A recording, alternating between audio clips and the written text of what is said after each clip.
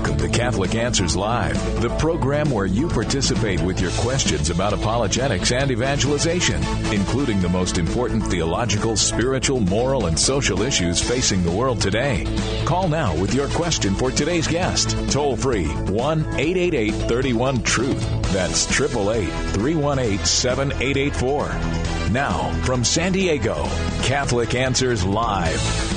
This is hour number 2 of our pro-life answers to pro-choice questions. Jerry Usher in for Patrick Coffin today. And again, just a reminder that if you are pro-life, as we are, of course, at Catholic Answers, we're going to ask you just to kind of sit this one out in terms of calling in. Listen intently. Be in prayer for this broadcast. Be in prayer for all of our callers. This hour, be in prayer for our guest, Stephanie Gray. But what we want to do, we want to hear from those who align themselves with the pro-choice position, okay? And that is, of course, advocating for abortion in any of its stages, the stages of fetal development, or, again, if you are just one of those who says, I would never, ever, ever have an abortion, but I won't impose my religious beliefs or the church's teachings, or, who am I to say that a woman can't do that? You can call in right now, and maybe you are from there anywhere along the pro-choice spectrum all the way to being, maybe you march, maybe you rally in favor of abortion, maybe you are a part of some organization, NARAL or something. We want to hear from you, because there is really no other more important issue on the face of the earth than getting the question of life right, getting that correct. And so we want to have a polite conversation with you, a charitable dialogue here. And the number for you to call is 888-318-7884. Again, it's a pro-choicers opportunity to call in here, 888-318-7884. I mentioned that my guest this hour is Stephanie Gray. She is the co-founder and executive director of the Canadian Centre for Bioethical Reform. She resides in Toronto, Ontario. She's given pro-life presentations all across North America, been on a lot of network-affiliated television news programs, and she is currently faculty at the Blackstone Legal Fellowship and author of A Physician's Guide to Discussing Abortion. She holds a Bachelor of Arts in Political Science from UBC in Vancouver and a certification with distinction in healthcare ethics from the National Catholic Bioethics Center in Philadelphia. Stephanie has been on the program before, and it's a joy for me to welcome her back. Hi, Stephanie. Hi, thanks for having me on, and it's great to be on with you, Jerry. Well, thank you so much. I appreciate that. And I know you were tuned in during the first hour, so we got the phone lines warmed up a little bit, and we will get right back to calls here in a minute. Just wanted to give you a chance to express briefly your experience. You and Trent were out on the road a little bit, and then he returned home, and I guess you and some others kind of continued the pro-life work you were doing out there. Yes, that's right. Well, it was just an honor to finally be on the front lines with Trent, because we've, taught pro-life apologetics, been trained by Scott Klusendorf and other great mentors. But to finally put into practice together, it was fun, as he said, to tag team and go back and forth with people. As we carried on, just last Monday, we were at Florida International University, and today I blogged about an encounter I had there with a young student. People can read it in detail at unmaskingchoice.ca/blog. But a young woman came up to me as I was debating 3 girls, and the 3 girls had, asked what about abortion in cases of rape, and I answered their question and continued to explain the pro-life view, and they kind of just drifted away. They didn't agree, and they just kind of said, we have to go. But the girl that had come up to listen hovered and stayed around, and as she and I got talking, she wasn't fully embracing the pro-life perspective, but said it sounded logical and reasonable as I was explaining it. And then she says to me, when I was 16, I was raped, and I got pregnant, and I had an abortion. And tragically, that encounter is common. I have talked to so many college students who tell me that they've been sexually assaulted. Sometimes they do get pregnant. Sometimes they do have abortions. And, oftentimes when that question is raised, I think it's important for pro-lifers to be sensitive to the fact that the person asking the question may be coming from a place of hurt, as this young student was. And, in those moments as pro-lifers, we want to make the point that the baby is human, but the person asking the question about rape is often testing us to see whether we're human. do we care about the victim of rape as much as we care about the victim of abortion? So, with God's grace, I had an opportunity to really impart to her, concern for her well-being and making sure that she was okay. So it certainly is a profound experience to reach the culture through an exhibit like this. I'm sure it is. Hope to hear more about that during the course of this broadcast, but we do have some folks who held over from hour number 1. If you're all ready, Stephanie, we'll start taking some of those calls. For sure. Let's go. All right. Timothy from Albuquerque, New Mexico. Thanks for your patience during the break there, Timothy. Welcome. Hi. Hi, Timothy. Hey. My question was, abortion, they say that abortion is, in some countries it's against the law, and in other countries it's lawful. And correct. Based on, we create laws because of morality. We think some things are right, some things are wrong. But what's the facts? What's the facts? Who's to say something is wrong or right? And who's to say that something should be lawful or unlawful?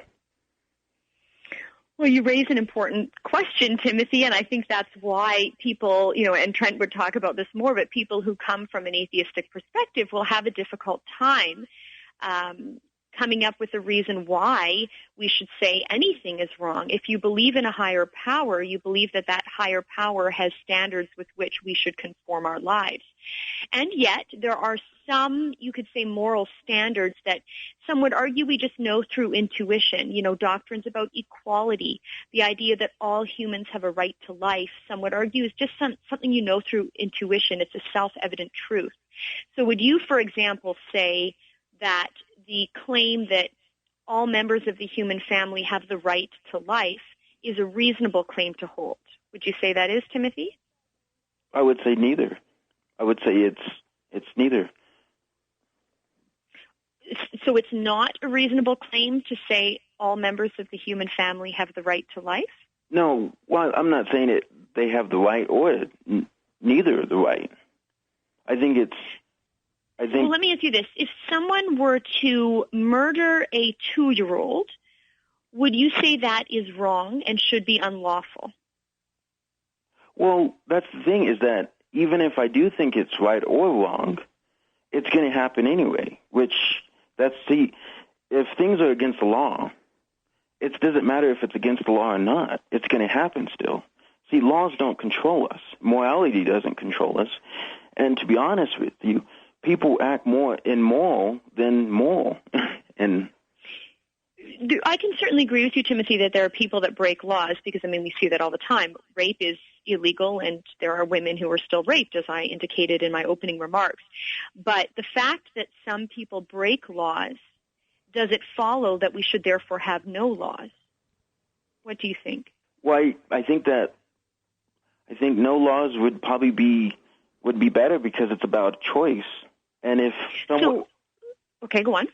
Well, I'm thinking that no laws would be better because if someone's going to do it anyway, if good people are going to be good, no matter if there's laws or not, then there shouldn't be laws. If bad people are going to be bad, and with or without laws, then there's really no point to have laws then.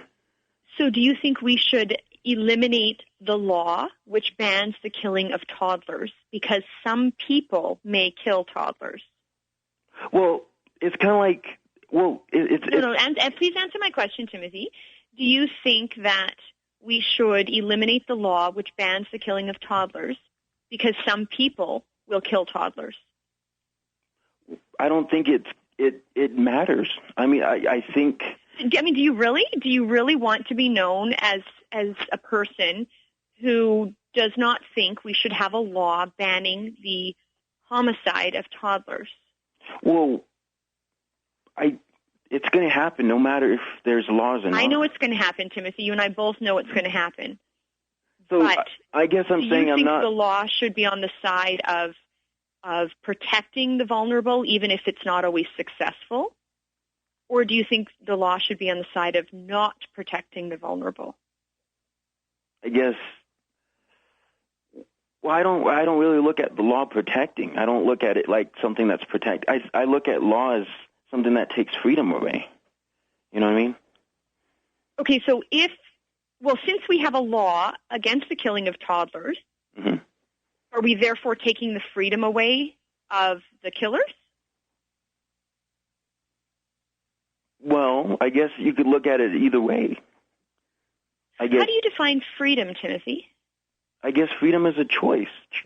I think that, well, I mean, you could look at it at an individual sense, or you could look at it at a collective sense, and everybody's going to think freedom's different. I think freedom is a choice. Freedom to do pretty much anything you want. So if someone decides to use their freedom and their body to rape another person, what about the victim's freedoms? Well, of course, that's taking free will away. But see, that's the thing, is that freedom does have, we'll have freedom, but even, in nature, freedom is always going to take someone else's freedom away. It goes vice versa. So what? Right. So when there's a rights conflict, though, mm-hmm. do we not say that the more fundamental of the rights is paramount? So, for example, in the case of abortion, there appears to be a rights conflict. The woman's quote-unquote right to do in freedom what she wants with her body, and the preborn child's right to live.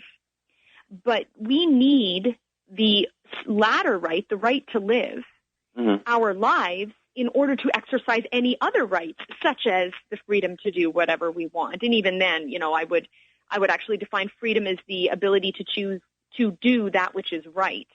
Merely making a choice doesn't necessarily make a man free, especially if he is a slave to his passions or addictions and so forth.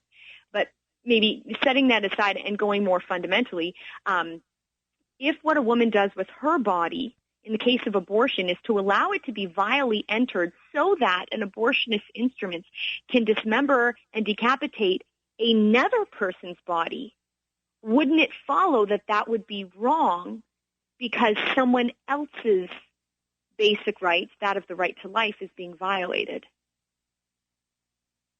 Well, I mean, I get the concept about, two wrongs don't make a right. But if someone's going to hurt a female, and they get them pregnant, I think they should have the right, if they don't want to have that baby, then they should have the right to not have that baby. Because, So do you think it's a baby, the preborn child? Well, I'm saying, most people would say, I do think that abortion is murder and killing, but I don't think it's wrong or right, but I do think that it's up to a woman's choice, even if she didn't get, hurt, or if it was, willful, I'm gonna jump in here because we got a lot of calls to get to, and Timothy, I know that Stephanie has offered you hopefully a number of things to think about and to ponder. I can just kind of see this conversation going on and on without really kind of coming to any satisfactory conclusion for you, Timothy, at least right now. But tell you what, dear brother, if you want to call the office at Catholic Answers off the air, you're welcome to do that, 619-387-7200. I apologize to you and Stephanie, to you also, but we are past time for the break and we got some other people to get to here. So, Timothy, thanks for joining us, and please feel free to do that anytime you're listening to Catholic Answers Live. Jerry Usher in for Patrick Coffin, taking your pro-choice questions and trying to give you the best pro-life answers we can. Stephanie Gray will do more of that when we come back. And every now and then we offer programs like this, so we call it Pro-Life Answers to Pro-Choice Questions. And if you've been listening for any length of time to Catholic Answers Live, the show that's been on the air over 15 years, then you know one thing is for certain. Even if you hold a contrary position to the Catholic Church or to what Catholic Answers espouses, which of course really they're one and the same, you are welcome anytime to call this program, but especially on days like today. So please, if maybe you have had an abortion and you want to talk about that and maybe say, you know what? In fact, we had a caller last hour say, you know what? I don't really regret it. I don't think it scarred me. I don't think it wounded me. If you share that experience and you say, you know what, it was good for me and and I think a woman should have that right. You're welcome to call right now, and we'd love to enter into a polite discourse with you on that. 888-318-7884. Again, as I said before in the program, maybe you're actively involved in a pro-choice organization, or you go out and you march in favor of abortion, or you advocate it among your friends, or what have you. 888-318-7884. Get you on the program, and there is plenty of time to do that. We would love to hear from you. In the meantime, we go next to Kate in Dallas, Texas, listening on Guadalupe Radio. Hi, Kate. Hi, thanks for taking my call. You're welcome. Yes, I just, I actually have been Catholic for a long time and used to actually advocate for the pro-life movement. But as I've considered this for many years, and I've actually kind of studied it and listened to a lot of people from both sides of the aisle, I think I have taken a more pro-choice stance now as far as the law. Not for myself personally, but as far as when it comes to the legal issue of it. And the reason is, and I'm just kind of curious what you think about this too, but the reason is I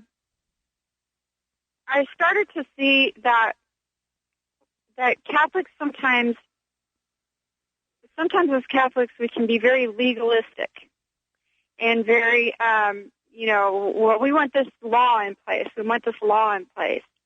And I started to see that that I was more able to affect hearts through education and culture than any kind of protesting or kind of more what I call the anger movement. And even when I spoke intellectually about abortion, I think there's more to aiding society all over the world, globally. Women, pregnant women in other countries, in our own country, everywhere, because I think you're never going to eradicate abortion 100% ever, but I don't think that women just flippantly go get abortions. And sure, Kate. Go ahead. But I think that if we offer more benefits and services for single mothers, for young mothers who are pregnant, and we are more willing to be compassionate on the social justice issues, I think that we can really help a lot more. And as far as legality of things, I'm that way about that more than just abortion, but because I think it's a Catholic Church issue imposing its morality upon the people. Okay, and maybe if I could just jump in there, Kate. There's a lot there. If you don't mind me maybe starting to get some clarification from you, is that okay? Certainly, I can agree with you that we need to offer help to women in crisis and make sure that there's support and resources there, and there's a lot of good work like that already happening in the movement. If I'm hearing you correctly, are you saying, therefore, that you believe all abortions to be morally wrong, but you do not believe the law should ban it? Is that a kind of a correct summary of your statement? I am saying that I personally would not I'm not even going to go there with moral statement at this point. I feel like I can't make universal moral judgments right now with this, because having been kind of working with a lot of people, I take a look at like what Jesus did in the Gospels, and sure, and he kind of said, let he who has not sinned cast the first stone. And I mean, it could be wrong, but he didn't go around saying, let's make a law to prevent adultery. I mean, he was more of a healer and more of somebody who impacted culture than he was trying to be a Pharisee or a Sadducee. So I think now let me ask you this. Do you think God is against rape? Of course, I do think that God does not, I think that's a complicated issue. I think that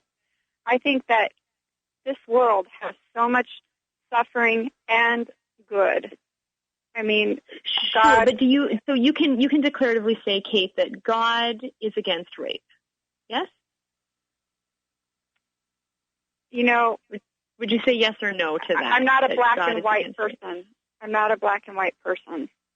Okay, now, why are you uncomfortable declaratively saying that God is against rape? Because if God was against something, he could jump in and prevent it. Well, there's a question of God gives us freedom, otherwise he would be kind of a dictator. And in giving us freedom, we make choices that if they're in accordance with how he created us, there will be good consequences. And if they're not in accordance with how he created us, there's naturally bad consequences which flow. Right. So in essence, perhaps let me ask you this. Would you say you're against rape, Kate? He is against rape. He's more for freedom than he is against rape. Are you against rape, Kate? I'm against rape, but I'm more for freedom than I am against rape.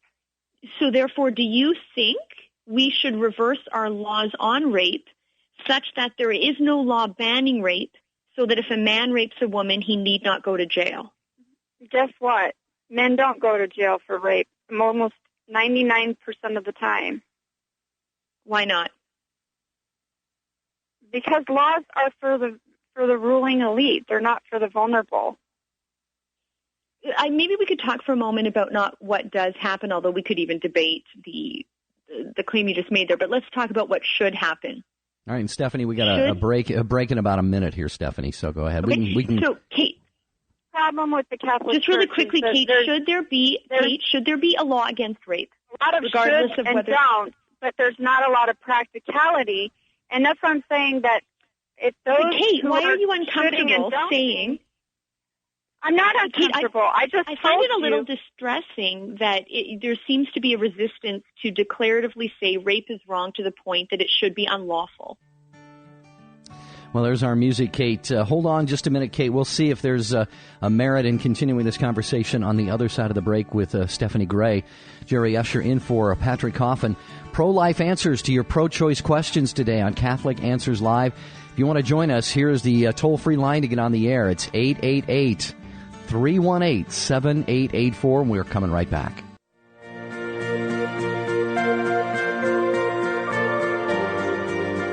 And you have found the program that helps you know and, live your Catholic faith, although seems a lot of you may not be in agreement with the teachings of the Catholic Church or practicing Catholics or even Christians, and that's okay.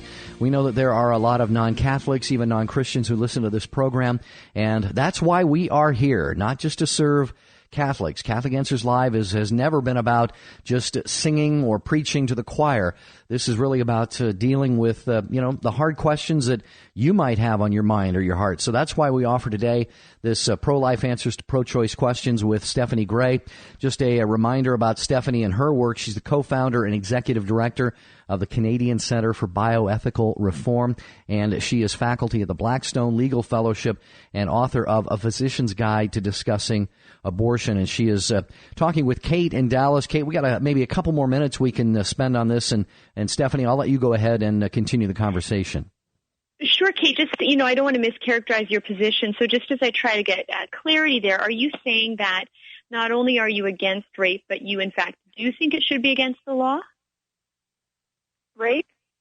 Yes, rape. Not abortion, but rape. No, as far as laws go, I don't think that I personally have been through the justice system on a rape case, and I have seen that rape laws are ineffective. So I don't think that rape laws matter. What I think should be allowed is, okay. I'm a little bit more, I'm more, you can call me more of a Catholic anarchist.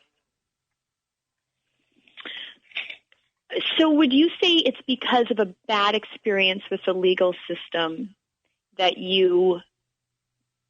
because you've seen the system fail, that you have doubts many whether times. the system should exist?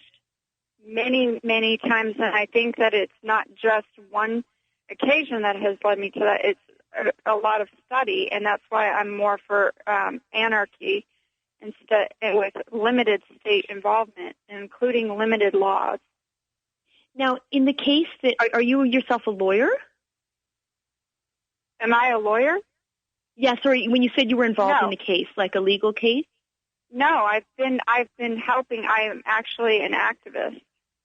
I'm a I see. political So you were, activist. okay, so were you working with a victim of rape who was in the legal system and did not get justice?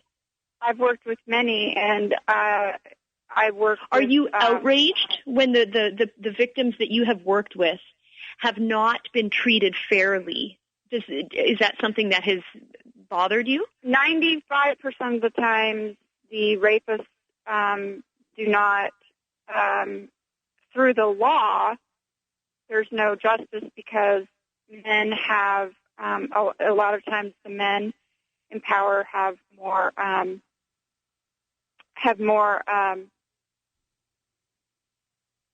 it's just, there's just a lot of reasons, but basically we live in a patriarchy is one of them.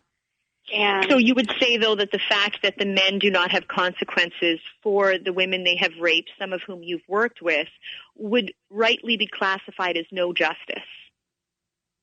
I think there have been justice has come about other ways. Okay, but you consider the preying on the weak and vulnerable to be unjust, correct? Yes. Okay, so if the preying on the weak and vulnerable is unjust, and abortion preys on the weak and vulnerable, wouldn't it follow that abortion is unjust? I have already told you I believe that personally. Good. Okay. And I don't believe that so it should be. I mean, I don't believe it should be illegal through law because I think that will hurt women, pregnant women, more than it will help unborn children. I'm going to jump in here, and you just forgive me again, but we've had several conversations that have just sort of, gone on at some length, and I think they've been worthwhile, but I don't know that there's a whole lot more that we can do to maybe tie it. Stephanie, if you've got any final comments, we do have some other callers and need to move on, but just don't want to belabor any of these particular conversations too much. Stephanie, any last words for Kate before we move on? Sure. Yeah. Kate, just to wrap up, I would like to say, it's horrible that some of the women that you have worked with have been treated, as you said, unjustly within the system. But the point is, it is unjust. And I do not think we should shy away from saying that we believe preying on the vulnerable, such as women, should be considered unlawful, such as in the case of rape. And if we think it should be against the law to rape a woman, we should correspondingly think it should be against the law to kill a preborn child. Now, tragically, have some people not had legal consequences for breaking laws? Yes, but it doesn't mean we should run away from a system which by its nature should protect the weak and vulnerable. And if we're personally uncomfortable with an act so much so that it harms or kills an innocent human being, why wouldn't we want that in the law, a banning on the harming of and in killing of innocent human beings? So something to consider, but we'll have to move to our next call. Thanks for calling, Kate.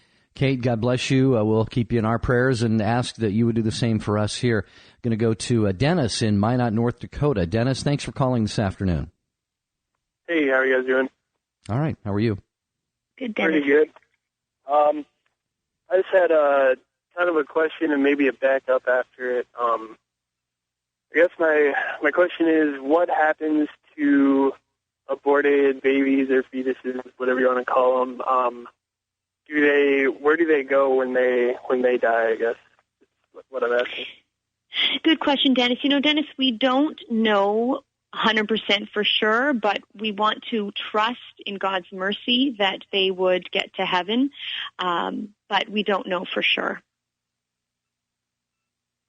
Okay. I guess I was just kind of related to, let's say, children who are too young to understand, like, the Bible or anything, and then, or even, like, mentally handicapped people. I mean, when when they get to, I guess, when they have like different stipulations or something. Sorry, when they have different what? Like, they wouldn't be held to the same standard if they couldn't understand, like the Bible, what it teaches. Right, and certainly we entrust these souls to God's mercy. Of course, we believe as Catholics in baptism and the importance of baptism for salvation, but there's also baptism of desire, baptism by blood, baptism by water. So if you go to the Catechism or even the website of Catholic Answers, it will go into more detail about, matters of salvation, as well as these souls where children maybe have original sin but have not yet to commit actual sins due to their age and lack of development, intellectually. Did you have a question specific to abortion itself? Yeah, I mean, I guess the only thing I had was if they actually went to heaven, or you weren't sure. So I guess you just don't know. Well, we don't know for sure, but again, if you go to Catholic Answers website, read up on the Catechism, it will give you in more specifics about that. But again, we want to entrust them to God's mercy, and we'll leave it at that. Unless you have a question about the morality of abortion, or was that it? I guess that'd be it. Let me, Dennis, if I can just add a couple thoughts here on that. And I think, you've made sort of a distinction here. You were talking about even children who are born but yet are maybe not yet to the age of reason, who don't understand the faith, their salvation versus the unborn baby who perhaps is aborted. Stephanie made the point that really it's baptism that is kind of the distinguishing thing here. I mean, those who are born may not yet have reached the age of reason or are mentally handicapped or something. They are still able to be baptized and therefore enter into the family of God and achieve salvation in that way. The question with the unborn child is that boy or girl has not had the benefit of receiving baptism, and therefore, as Stephanie said, the church entrusts those unborn children to the mercy of God. The church has no concrete teaching on the absolute whether they reach the full beatific vision in heaven. I believe the church would say that they have not committed any sins of their own, so probably not damned to hell for all eternity. But it really is it's the church's normative means of salvation, of course, is baptism. But there's also another saying in theological circles, and that is, we are bound by the sacraments, but God is not. So God is powerful enough to save anybody in any circumstances.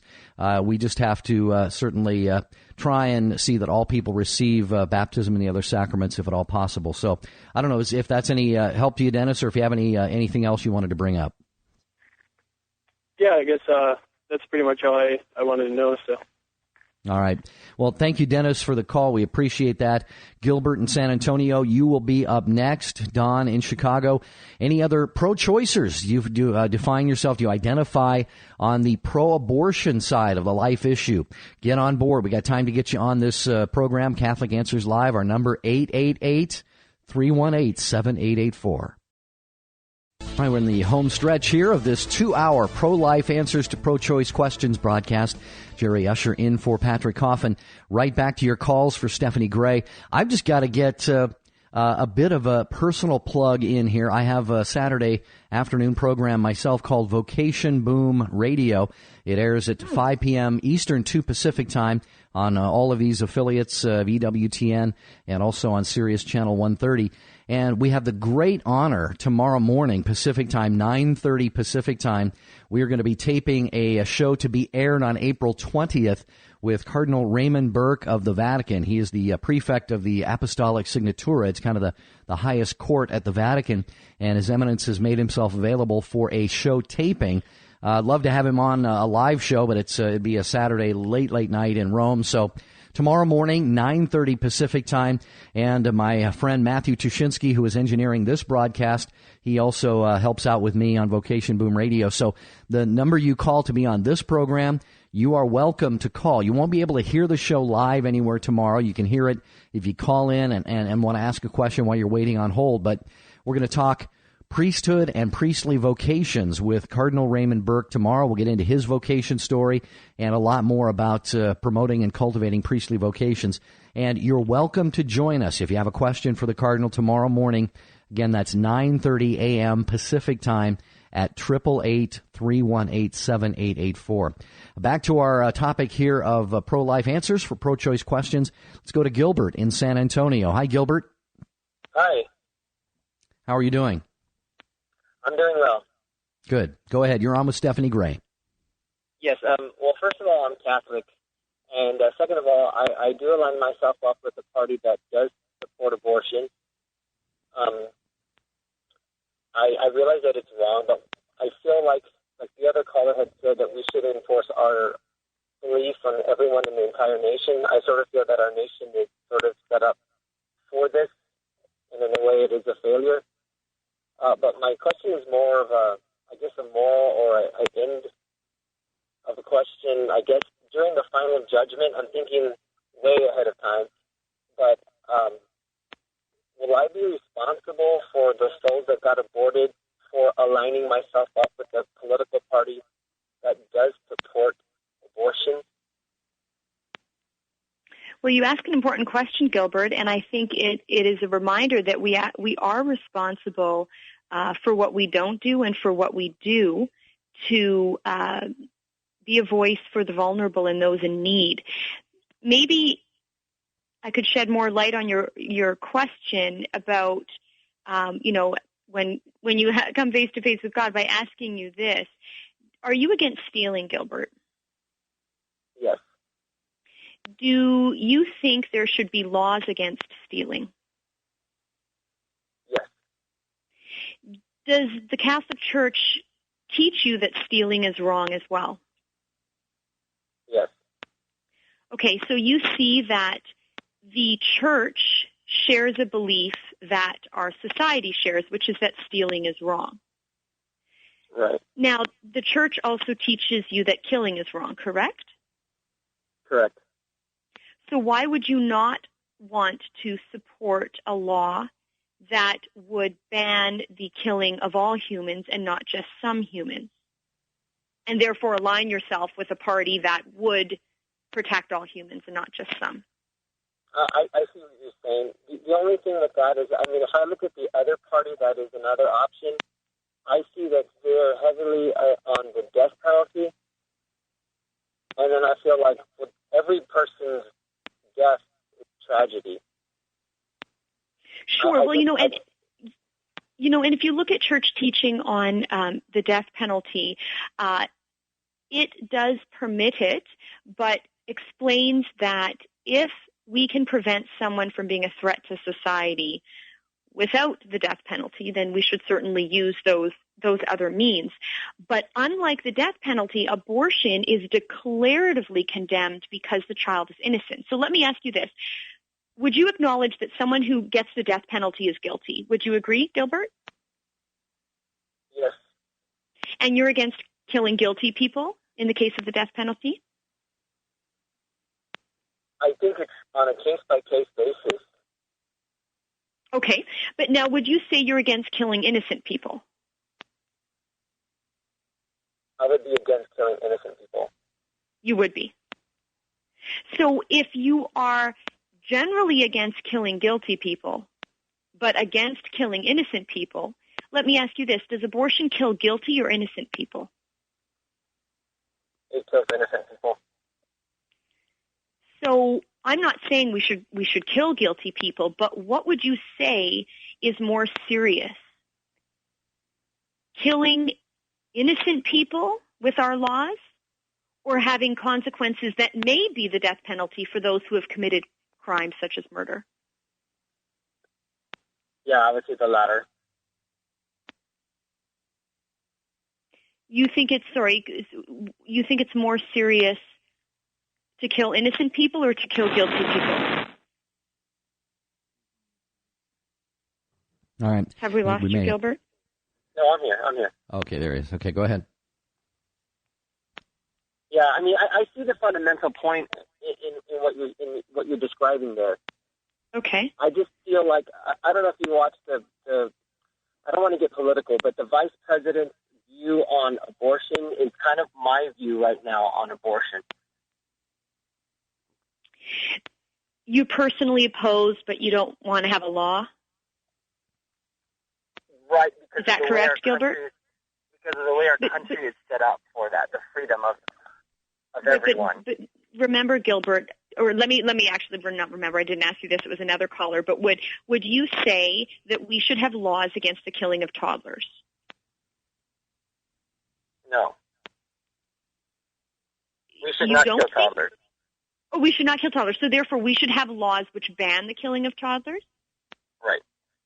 Okay. Then why not have laws which ban the killing of children who are a little younger than toddlers? Right. I see where you're going with this. So you see, the issue is, Gilbert, that all we're asking for is equality amongst human beings.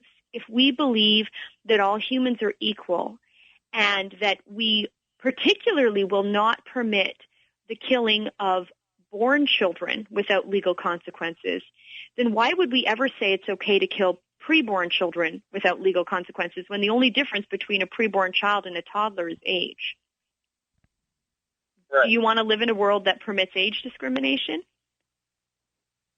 Certainly not. Yeah, well, that's good. Neither do I. So maybe look at it that way, that when we talk about depriving a woman of an abortion, we have to define what abortion is.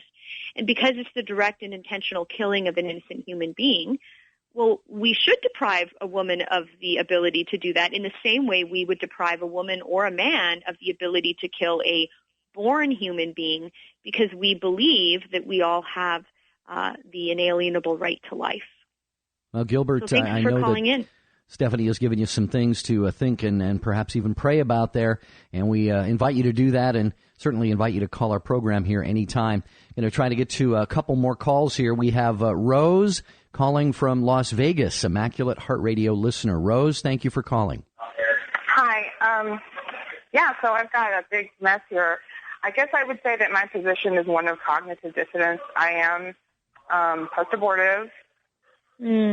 I live, I would say that my lifestyle is a pro-life lifestyle. My politics are pro-choice.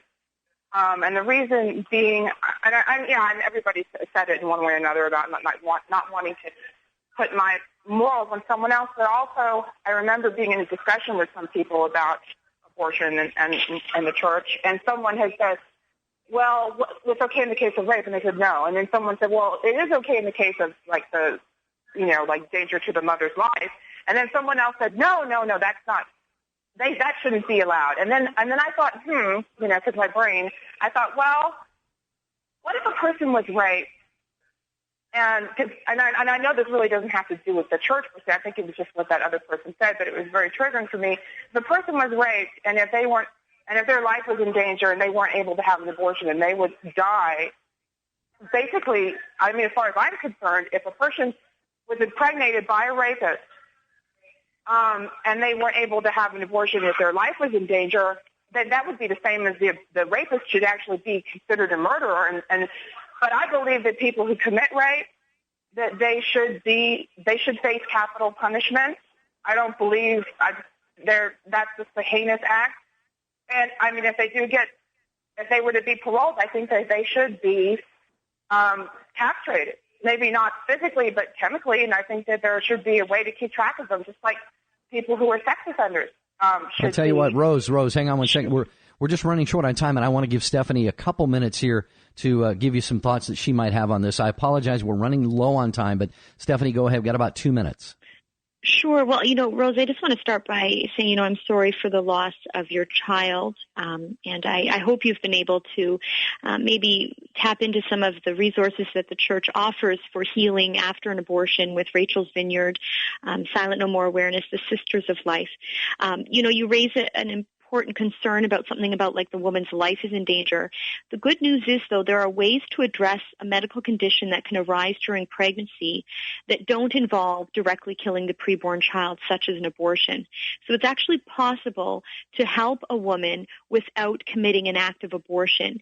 We may or may not have the technology to keep the baby alive, but the act of abortion is not medically necessary if a woman has some, medical condition that arises. There are ethical means to address that problem. I guess, I would ask, in your case, in having had an abortion, is it something that you regret? Oh, most definitely. I've been in therapy, and I'm so grateful to my therapist and to the people that I know from my parish, and I'm very much so Catholic. And I want to continue. But there is a cognitive difference, dissidence, and this is, oh my Lord, please forgive me for saying this, but I'm very, very happy at the fact that I never have to see the father of my child. If I could see the face of my child and hold my child, that would be wonderful. But if I had never met him, if I never see him, he's garbage to me. He abused drugs and alcohol. He's a terrible person. And I mean, that sounds terrible, but I think a lot of women abort because the father of their child, whether it be their husband or boyfriend or whatever, was a terrible person. They want to get away from him. And that's not fair. It takes it out on the baby when it's really the man's fault. And so, that's not fair. And I understand, like, the argument about wanting to protect those who are innocent. But then, I don't know. In the case of rape, I think the victim of the rape is innocent as well as the unborn child. It's like a double whammy. And I hate to use that phrase. Stephanie, let's give you the last word here, and it's going to have to be about 15 seconds worth. Well, certainly it's understandable that hurting people don't want to be reminded of their hurt, and we need to help them, but what we need to realize is we can't help people by hurting other people. And that's the issue here, is the woman's innocent, the baby's innocent, and we don't want to hurt either one. We want life-affirming choices. All right, Rose, God bless you. You do have all of our prayers. Please keep us and our work in your prayers as well. Stephanie Gray, awesome job as always. Thanks. Nice to work with you on Catholic Answers Live. Likewise, all the best. Stephanie Gray and Trent Horn in the hour before that. I'm Jerry Usher in for Patrick Coffin today. Coming up tomorrow, Q&A open forum. 2 hours of your questions and great answers from all callers tomorrow right here on Catholic Answers Live. God bless.